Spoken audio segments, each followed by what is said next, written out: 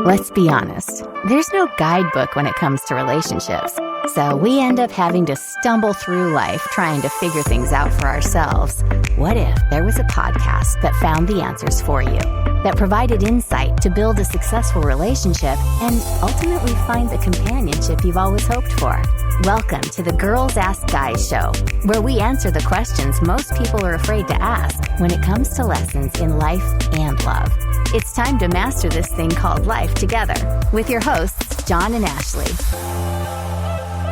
All right, guys, we got to make this quick because we decided to change up our show format, and it turns out 45-minute shows take up a lot of time. So we are going to jump right into our Love is Blind finale.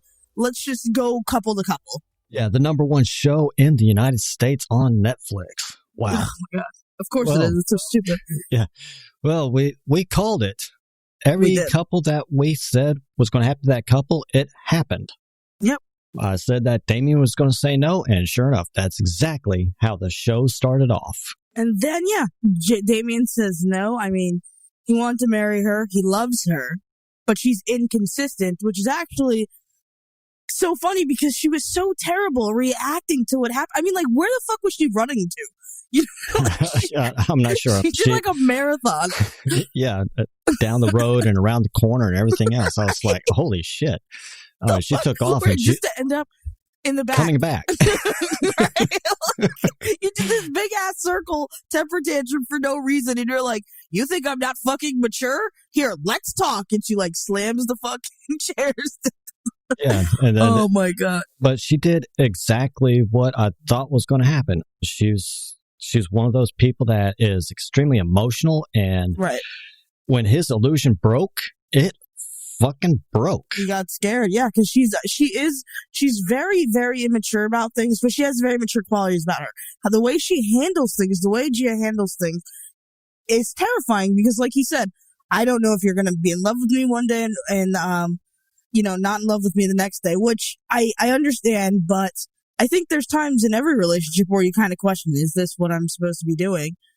It's just the way she does it that's almost like, I don't fucking like you anymore. Yeah. And well, she sat them when she I can't remember if it was after she slammed the chairs or after she was. I would not have said that. She was like, why did you keep coming back? Well, we explained why that happens because he had a positive illusion, and that's what that does. It reinforces those feelings of love, and if I can just get it right, everything will work out. I think, right. And I think my favorite part is when she's just like sitting there and she goes, you couldn't have told me? I was like, yeah, if you couldn't have said any sort of hint, you know what I mean? That wasn't in the production agreement. Right? You know I couldn't, bitch. You know I couldn't. It was just, I mean, it was one of the couples that we were kind of, that everybody was kind of on the fence. I think we were all very they might, and they are pretty good together when they're able to communicate, but all in all, he called it. He goes, you make everything about yourself and you make all these things about you, and I'm just trying to express it. It's, Yeah, and everybody was like, are you going to get back with her or are you not going to? Well, of course he thinks he's going to get back with her because they had that connection. The only problem that I foresee is she's the kind of person that connection is going to become fuel for the fire as to why she hates him. She can go one or two ways, I think, the way after this. She can forgive, and they can actually have an off-camera talk, because now, the show's over, obviously, so I assume production has stopped. They can have an off-camera talk that's not fueled by wanting to create drama. They can have a human-to-human interaction and sit down and say, listen, here's where we went wrong. They can even sit together and watch this fucking show and say, oh my God. Yeah. Okay, let's start over. As they look back on it and they have more than 45 days to make up their mind. Right, yeah, like the rest of their fucking lives, maybe? Yeah, and because it still annoyed me. Every one of those ministers, you could see the earpiece, so it was being piped into their ear. Well, of course. Are you going to say, I do, or leave them forever? Okay, let's just turn up the screws just a little bit more here. How do you feel? At least, what a dick. I would much rather the minister than the false couple. Yeah, the married couple people. They're actually married, by the way. You know that, like, in real life. I know that they're actually married, but Okay. the way that they act, as far as they stand apart from each other and everything, I don't know if they had like crosses that they had to stand on to fill the frame, but they just didn't look married. They just didn't. There was something really off there. But personally, I don't know them. And yeah. I do want to kind of get this out there to everybody. We aren't ripping on these people. It's the situation that they were put in. Right. Anyone in this situation is going to act one of 5 ways. Any 5 couples, I can guarantee you, is going to act one of these 5 ways. We're just kind of getting into those 5 ways. We don't necessarily think they're bad people, except for 2 people I think are bad people. Yeah, we'll get to them soon. Yeah, we'll get to them. I do have a problem with them. The next one is one of my least favorite couples. I think they're adorable together, but individually they're both super annoying people that I don't think I would hang out with, but I'm very happy for Amber and Barnett. Like, I'm I kept mispronouncing his name the last show. I know, I didn't correct it either. I just thought it was really funny. It's Barnett. I just thought it was really funny. I wonder if someone was like, who the fuck? Okay, Who's yeah, by the way, his about? name's Matthew. Okay? Like, when they read the vows, they're like, Matthew, do you take Amber? And I'm like, who the fuck is Matthew? She's supposed to be marrying Barnett. Barnett turns out to be his last name. So, yeah. I mean, he has cold feet in the beginning, obviously, because... I think that's going to happen to just about anybody. Right. Especially when you look at that time frame just kind of sets and you're like, oh my gosh. And right. this the is fact real. That she didn't have cold feet. Yeah. That's weird to me. Like, and I guess maybe she's one of those feelers who, when you know kind of thing. But I just feel like she was just so ready to get married. And he was weighing out his options. He was thinking really hard. He was actually being contemplative about this, and it was very deep of him. But I knew he would show up. Yeah. There was no doubt. I think if he didn't show up, I think the production crew would have like gone out to his house. I feel like they're one of the relationships that this experiment was riding on. Like, This is one of those relationships that proves the experiment. And I think really so, because they got love. so much screen time. Right. And they really are. I actually genuinely believe those two have both of the personalities to make this work. They're those people, like, who get married in Vegas because they're super drunk and their life works out. I feel like that's who they are. And I am happy for them. One of my favorite parts, though, Amber's like, I've been fighting for this since day one. Yeah. Like 45 fucking days ago, dude. And I do hope that it works out for him. But yeah, I did find it funny when her mom is standing there and she goes, well, love should come easy. And she's like, it did come easy and I fought for it. I did both. What do you want from me, woman? Right. Yeah, and this is before she's walking down the aisle, not this is like while standing they're at the ready. doors. Okay, Mom, now is not the time for your bullshit. All right, you could have did that when we were getting ready. Yeah, but no, you want to go and do this shit. This like when I was putting the dress on, right? Not we're standing and waiting for the curtains to pull back. Right, it's already taped on here, lady. I can't do much else. And then their vows were just so Amber and Barnetti, and so just I think shallow. Yeah. Okay, we have to come up with something here. Right. The producer's sitting over there just off camera going, stretch it out. And I got nothing, dude. I think she said, like, you're the most irritating person I've ever met. And I'm still in love with you. And I was like, oh my God. Like, that's stupid shit. If I stood up there and someone looked at me who's supposed to be in love with me, is like, you're the most irritating person I ever met, I'd be like, in front of everybody? Really? Yeah.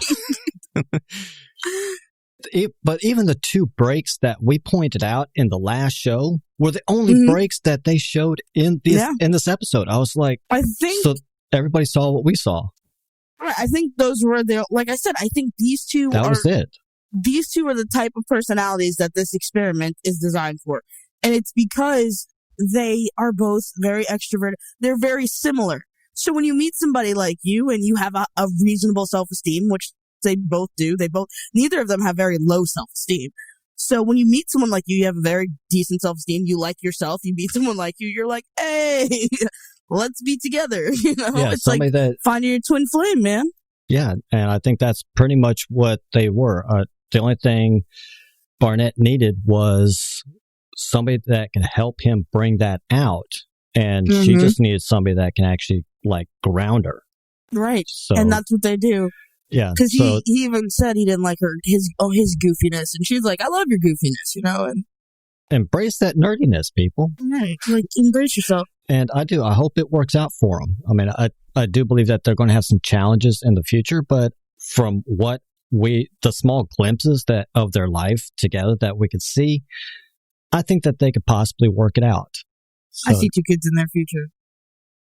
All right. Now we move on to the most annoying couple. Oh my gosh. Yeah.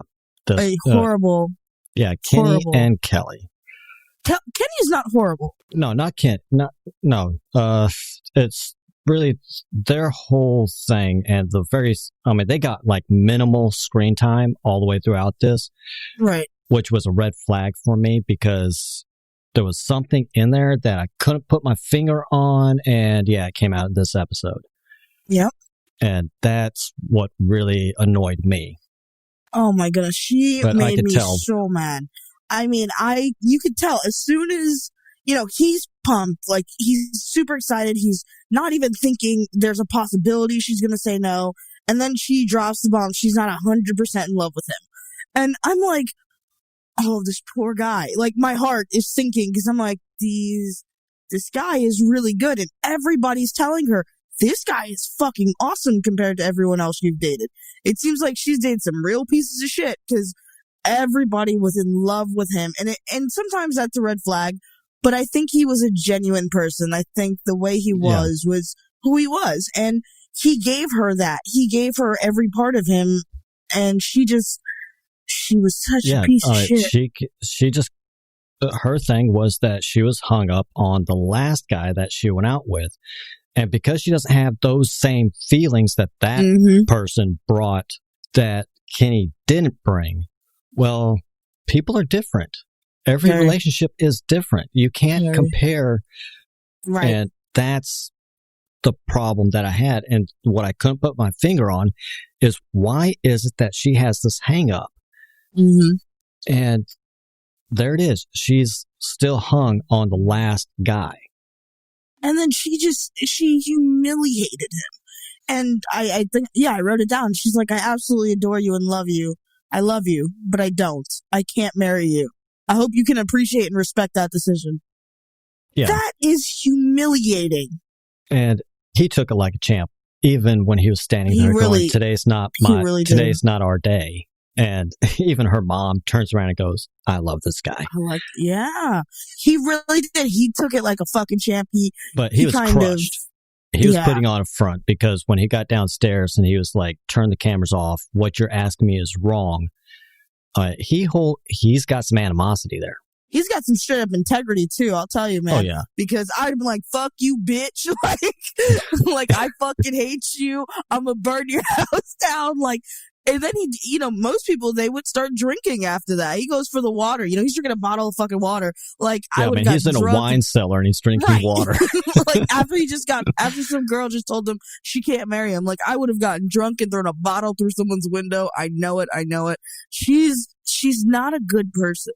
Just everything that they went through and the fact that she was, like, just physically shut down and not able to make that connection and all this other stuff. The way that I see it is there is no Ken and Kelly in the future. No, God, no. There shouldn't be. There's a very, very small chance that he would probably talk to her, but as far as him trying to start anything back with her, I don't see it. No, I think she might come back to him when she's bored, and he'll be like, look, bitch, no, you humiliated me on literal worldwide syndicated, on a worldwide broadcast streaming network. So absolutely not. She was a very bad person, and the way she handled that was terrible because she was laughing and smiling and she was giving him this impression. And I don't think that was acting. I think she's actually a fucking cunt. Well, when she was sitting there talking with her sister, and every time her sister mentioned his name or talked about the relationship itself, and you got to take that leap of faith, right? Little speech that she was giving. Yeah, if you look at the way that she twisted her face after every one of those, right? that's when I knew. I was like, that she does not agree with this. As soon as you said, I'm not 100% in love with her, because I'm in love with him, because as soon as you say that, you're not going to say yes to somebody. That's it. And that was literally like the beginning of their wedding. And it was just terrible. And Kelly, if you're listening to this, shame on you. Shame on you. Kenny. I just want to know if her past relationship. They had to be horrible, dude. I'm just wondering if it ever came up between her and Ken. Probably not. Was it ever brought up? Did she ever try discussing it? Women and if like she her don't did do bring that. it up, did he bring it up? Or did he try to figure out what happened? Women like her don't do that. They lead you on and then crush you. She's an emotional succubus, is exactly what she is. But we have to move on because we're on a time crunch. Which brings up oh my god, the other devil, one. the fuck El Diablo, dude, or La Diabla. Like this Jessica and Mark. You know what? Let's leave Mark alone, because we had to watch Mark weep in his mother's arms, and I don't think I don't have a problem with Mark. needs to even happen. Mark got sucked into the entire experiment. Right. He was so excited. He's like a little puppy. Yeah. Knowing these psychological studies and how this stuff worked, Mark was a perfect candidate for this cast. Absolutely he was. He's a perfect he is literally the perfect candidate. And Jessica was like his distraction. Yeah. It's almost as if they set him up with this crazy ego, or I don't even think she's an egomaniac. I think she's lonely. I think she's a liar. And I think she tried to convince herself of something and then realized, you know what? I'm not going to do it. Yeah. And that's pretty much what I've been saying. She tried to convince herself because she was hung up on Barnett. Barnett rejected her. Yes, because he didn't want to marry her right then and there. And she could have probably just given it another day. Or maybe not. She ended it with Mark on day 8. She knew Mark. She ended it with Mark on day 8. Barnett rejected her on day 9. So the last day in the pods, she repairs it with Mark, and Mark goes ahead and proposes. So now she's still in the show. I think if they aren't aware of what was going to happen, the producers are fucking asshole for letting this man get crushed like that on TV. Like, everybody saw it. When you saw the wedding, it wasn't like it was like a funeral. Yeah. I'm watching this happen, and it confused me at first because she gets out of the car and she's like, Mark's the greatest. It's my wedding day. He's the best. And I was like, wait a minute. You just went complete 180 on us again. And then her bridesmaid come in. And when she's like popping the champagne and everything, and they're like, so how do you feel? Oh, I'm excited. And you see, even from a side profile, I could see the squint in her eyes. And if you watch, she says it and she pulls her lips in and her mouth turns downwards. And I was like, she's lying. She's trying to convince herself. She's been lying the whole time. She doesn't even, she doesn't even need micro expressions. There is a macro expression happening, and that is her goddamn face. And she just she made me so mad because, like I said, I understand dramatic editing. I know that you have to edit for effects, but I really think she was about to run away before she walked down that aisle. I really Actually, I thought she was going to call it off before it even started. That wasn't even cute, the way she did everything. And then Mark, when she walked out, I mean, that's the moment you capture if you're a photographer. You always capture the groom's face. And the way he looked when she walked out, unless he's an amazing actor, that was the most honest thing I've seen in a very long time. And then, he was very excited. He was so happy. And then, of fucking course, like I said, I hate that they made him say I do first, because I don't care what anyone says. That was the saddest fucking wedding I've ever seen in my entire life. Almost every last one of them where there was a no, the person who said no went second. Right. That's not fun. And I think that was probably based on what the producers or the director saw. Of course. They're like, they're probably going to say no. A minister, preacher, ask the groom first. They probably asked them what they were going to say before they said a goddamn thing. Probably. And so they all knew and they knew how to do it. But the problem is you just crush them. Like, to look someone in the eye who is so in love with you, to just crush them. And then after he's like, and I'm sure she didn't see him weeping, but he was literally weeping in his mother's arms. After he was weeping, she's sitting alone on her fucking couch with one tear coming down her eye, one crocodile tear. She's like, I'll apologize if I have to, but I won't apologize to myself. Yeah, well, that's why you're alone. But from the time the bridesmaids walked in and everything else, even those little clips that they showed, right? The sound bites were garbage. Yeah, well, they show them and they're in that little forest thingy place, wherever they went for lunch and down in Mexico, and she's like, "This is so perfect," and he's like, "This is so perfect." He goes in for the kiss, and she turns her face away, and he catches her on the cheek or something. I was like, yeah. Oh my God. I was like, that's terrible, dude. Like, yeah. And then the whole thing with the little pod makeup, I actually missed it on the first take, but they showed it on this one, and she kind of leans in. She hesitates for like a half second. Then she goes in for the kiss. And I was like, he goes, I love you. And she goes, loves you. Yeah. Fuck? Oh, and the little Marky Mark saying on the... Oh, okay, yeah. Oh, my God. The bitch, you want to get punched in your face? Like, seriously, don't you ever call me Marky Mark. Yeah, I mean, this is grown-ass man. You're talking to him like he's still 14 years old. Marky Mark, listen. Oh, my gosh. I'm so much older than you. Jessica, if you're listening, you're the worst. Out of everybody on this show, you're the worst. And you broke a little man's heart. And you know what? I hope he forgives you. I'm sure America will eventually forgive you. But I hope you really will watch the show and you feel like shit.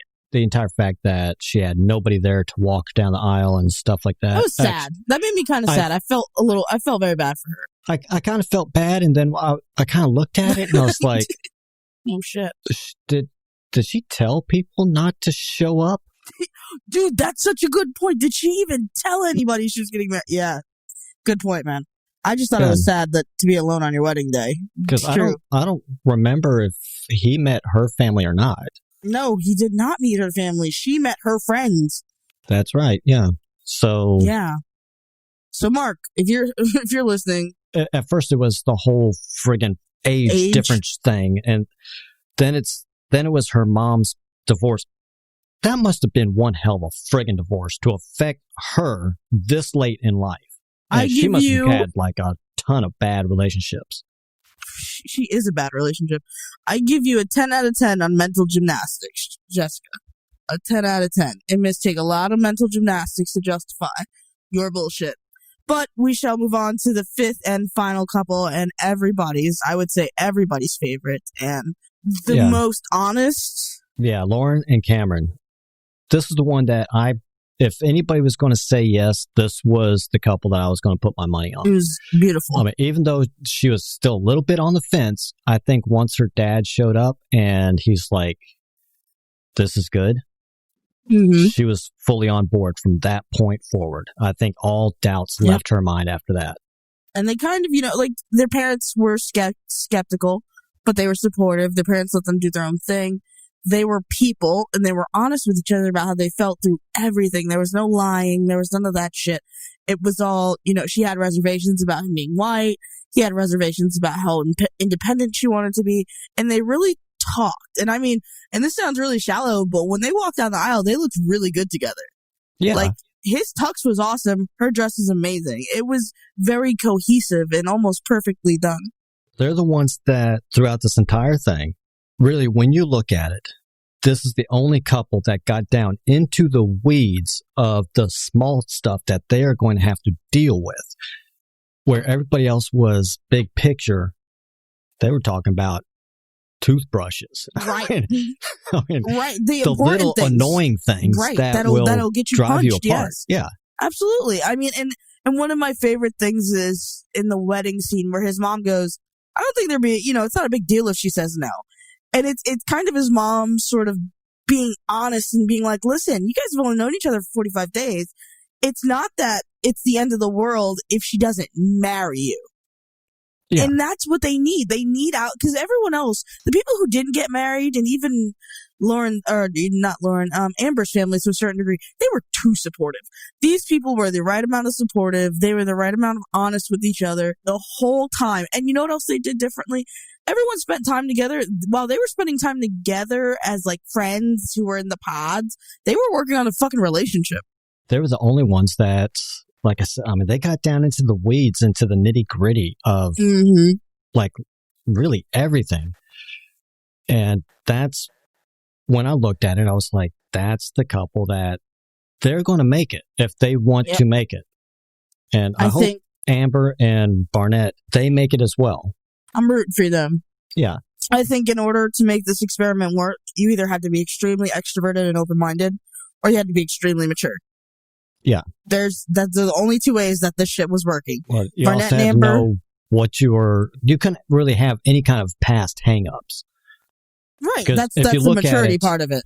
Yeah, because if you look at it, Lauren had really no hang-ups from any of her past relationships. Neither did Cameron.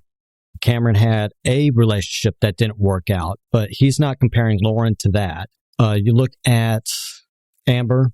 She wasn't talking about any past relationship. Well, her mind was made up as soon as she heard Barnett's voice. Day one. Yeah. Barnett, he had a couple small little things, but there was really nothing from his past. And I think the questions that his brother was asking him really made him think. That probably gave him a little bit of cold feet. But when he looked at it, he's like, this is it. Right. And that's what matters. Yeah. Everybody else, well, except for Damien and Gia, Damien was like, she's all over the place. I can't. She's absolutely not. And that's what it's going to take. And maybe this will take, maybe when she watches this, she'll understand, like, okay, I am a little irrational. I need to calm the fuck down. And I'm going to. And I think when you're able to come to that decision, they'll be able to have a mature conversation. And 2 years later down the line, who knows? They could be married. Yeah. I think this experiment overall is not my favorite thing to do because I think it's unethical. I think playing with the human heart is crazy. I have big problems with how the way this show was done. I have major problems with this because, as we saw, Kenny is pretty much destroyed. It's going to take him a long time to get over Kelly. Right. The same thing with Mark. Mark is going to take him a long time to get over Jessica. Honestly, I hope Mark has a sister and punches her in the face, because I think it's going to take Jessica a very long time to understand how fucked up she is. But she's got to get over whatever happened with her parents and realize you lead your own life. The mistakes your parents made, look at it, learn from it, move on. But you can't sit there and compare every guy you go out with what happened with your mom and dad or your stepdad or whatever past relationships there are. I honestly feel like that was all excuses and she's full of shit. And she just wanted a nice, cool ride. But that's just me. I think Kelly needs to just be honest with herself that she's not over her ex, get some help, because clearly she was crazy-eyed over him and she needs to get some help. I think Kenny is going to be okay, but it's going to take him a while. And Mark, he's going to be okay. It's going to take him a while. And I think if Damien and Gia sit down, they'll be able to fix their shit. Yeah, they just probably needed some more time, really. Right. He said, I can see what you're saying, but I don't think you're ready, which to me is an honorable thing to do. Right. He doesn't want to get divorced. Nobody gets married expecting to get divorced. And he pretty much wanted to save him and her from that, because that could have been worse than, okay, this is not going to be easy, but I'm going to have to say no right now. And I think if she would have given him some time, that probably would have come out. Or it could have been edited out. I don't know. So yeah. Also, you can't trust editing. But from what we've seen, this is how we feel. Guys, let us know how you feel. We love hearing from you always. If you have any opinions, if you are actually on the Love is Blind class and you listen to this and you want to rip us a new one, that'd be cool too. We made our predictions, and for better or for worse, they happened. Yeah, write in. Let us know. If it is blind, well, sometimes it has to be taught to see as well. Right. Train your love so that your vision is always 20/20. Yeah. Okay, so we will talk to you on the next one. That's all for this episode of the Girls Ask Guys show, where all of us learn to master this thing called life together. For more answers to your questions on life and love, be sure to subscribe to the show so you don't miss a single episode. And head to girlsaskguyshow.com to submit your questions for a future episode or apply to be a guest on the show. Good luck out there, and we'll catch you next time, right here on the Girls Ask Guys show.